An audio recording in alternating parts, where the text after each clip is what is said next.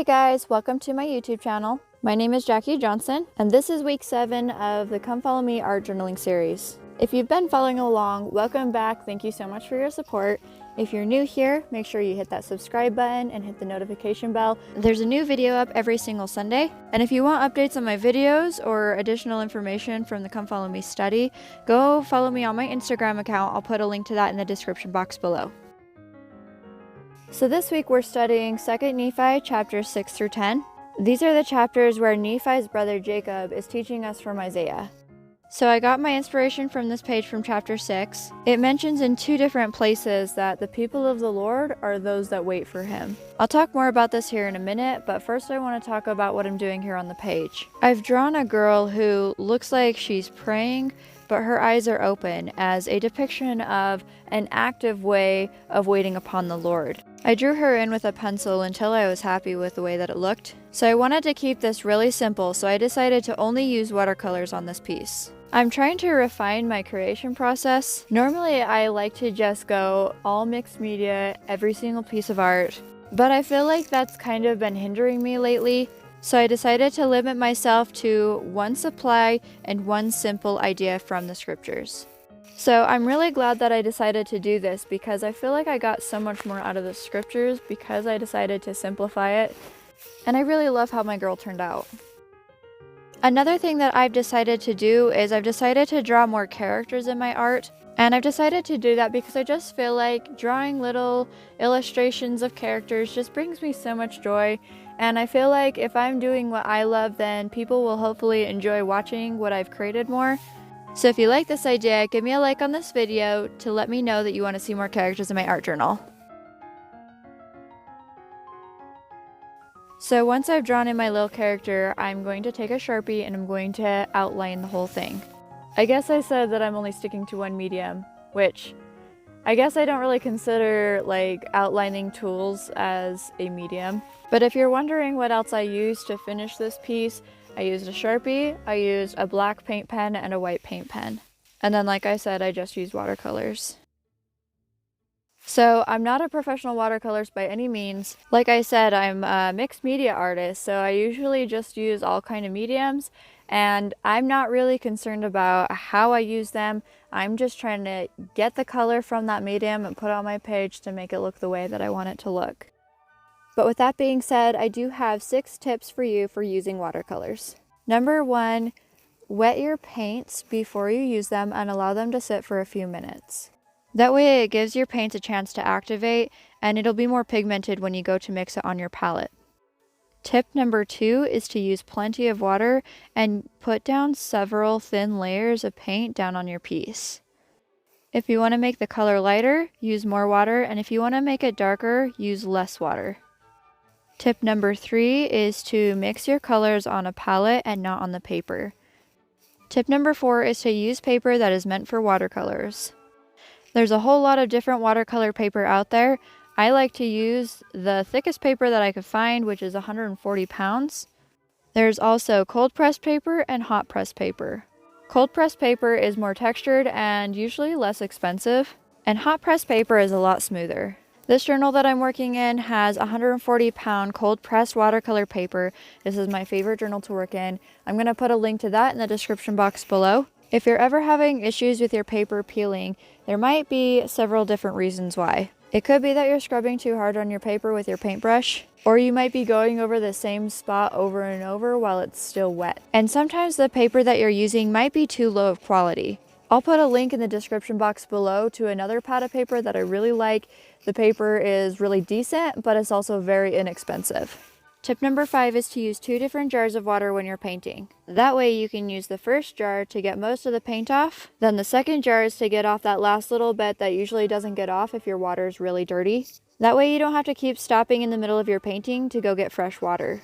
And tip number 6, and the final tip, is to not get the cheapest watercolors you can possibly find. If you want to try them out and you're just doing it for fun, or if you just want them as part of your art supplies but you don't necessarily need really nice ones, the one brand that I would go with that it is cheap is Crayola, and the reason why is because their paints are actually quite pigmented. But I really recommend not going with the absolute cheapest watercolors that you can find. And the reason why is because they are usually really chalky. They don't have a lot of pigment. The colors won't come out very well. And you're just gonna not have a very good creating experience. The set that I have here is the Sakura Koi Travel Watercolor set. And I actually really love them. I think I picked them up for around $30. I'll put a link to that also in the description box below. Also, if you have watercolors that you would recommend, put that in the comment section below so that everyone else can gain from your knowledge, because like I said, I am not a professional, and so I love these watercolors, but there might be some that are better out there. So anyway, if you're interested in learning more about watercolor, there's a lot of really good watercolorists out there. My favorite right now is, her name is Shada Campbell. I'll totally link to her below. I cannot stop watching her stuff. I've been totally binge watching her YouTube videos. Also, she's just a super cute person. So now I want to talk about what this page actually means. This girl that I drew is waiting upon the Lord. In 2 Nephi chapter 6, it talks about two different types of people. There are those who are fighting against Zion, and then there are those who are waiting upon the Lord. I just felt inspired to study this in more depth. I asked myself, what does it mean to wait upon the Lord? Waiting seems like such a passive action. When I looked into it further, I learned that to wait upon the Lord means planting the seed of faith and nourishing it with great diligence and patience. It means to stand fast and press forward in faith, having a perfect brightness of hope. As we wait upon the Lord, we're immovable in keeping the commandments, knowing that we will one day rest from all of our afflictions.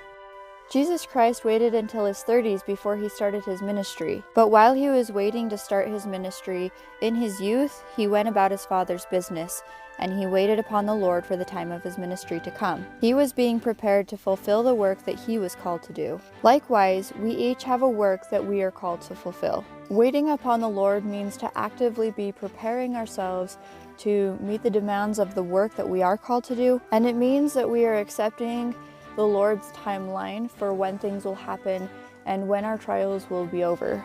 If you've been paying attention, you already know that things are happening and the work of the Lord is accelerating. Guys, this is such an exciting time to be alive, and we get to be part of it. Each of us was allowed to come here to the earth at this time to prepare for the second coming of the Lord. I just feel like there is so much to do to get ready. We need to be preparing ourselves. We need to be doing the work that we are already called to do. I'm just so grateful that President Nelson is leading us in a way that is helping us to grow stronger in our understanding of who we are and what our role is. Now is the time to decide if we're going to step up and accept the responsibility that the Lord has given us, or if we're going to sit back and just coast by.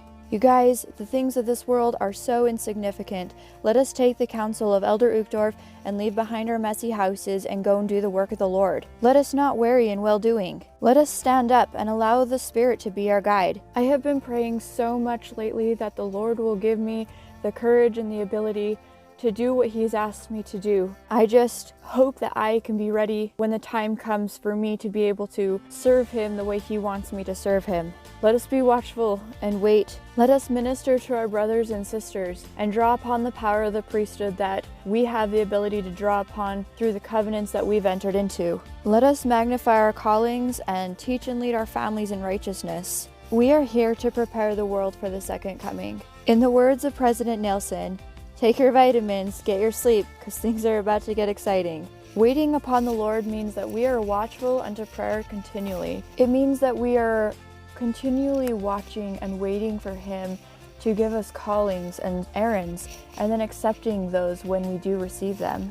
The more that I study and the more that I learn, guys, I'm just so excited about what lies in our future. My only hope is that I will be ready. What about you guys? What are your thoughts on this? What thoughts come to you when you think about waiting upon the Lord? If you have any thoughts you want to share, comment those down below. I respond to all the comments, and I would love to hear your insight on this.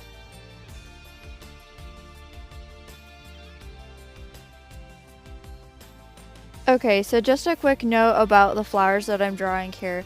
I really wanted to have something cute as the background, and so I decided to do these little flower doodles. And all I did was I put some watercolor paint down and I just made different shapes. And then after it dried, I came back in with my paint pen and I drew in little petals and the stems and the leaves. And then I came back in with my white paint pen and I just added highlights all over the petals as well. And then right before I add in some words, I decided that I wanted to put some white paint splatters. So what I did for this is I watered down some white gesso. This also works with white acrylic paint, and you just have to make sure that it's really watered down. You get some on your paintbrush and then you just kind of flick the paintbrush, or you can use your finger to flick it. Different size paintbrushes leave different size splashes, so just experiment and see what you like the best.